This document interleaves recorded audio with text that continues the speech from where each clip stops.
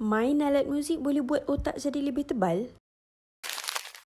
Kalau macam tu, macam mana pula dengan orang yang hafal Quran atau berzikir?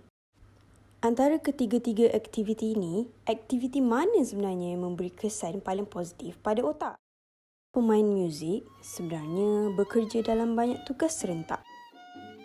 Seperti dengar pitch muzik yang berbeza, pergerakan tangan kanan dan kiri serta membaca not muzik pada masa yang sama. Latihan berulang ini menguatkan jambatan yang menghubungkan otak kanan dan kiri. Dipanggil sebagai corpus callosum. Apabila ia jadi lebih kuat dan tebal, otak kiri dan kanan berkomunikasi dengan lebih lancar. Koordinasi tubuh pun jadi lebih baik. Kesan berbeza kita dapat lihat pada seseorang yang dilatih menghafal Al-Quran. Latihan mereka banyak melibatkan ingatan, susunan dan pengulangan. Bahagian otak yang dipanggil hippocampus menjadi lebih aktif.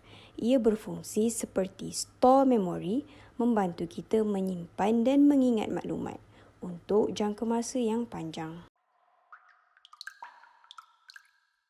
Tapi, kenapa bila berzikir atau sembahyang, perasaan tenang itu datang? Aktiviti ini memberi signal kepada otak agar lebih perlahan dan teratur. Fikiran jadi lebih senyap, emosi lebih stabil dan tekanan mula berkurang. Otak tidak berhenti bekerja, tetapi ia bekerja dengan lebih tenang. Ringkasnya, ketiga-tiga menunjukkan satu perkara. Otak kita mampu berubah mengikut apa yang kita latih.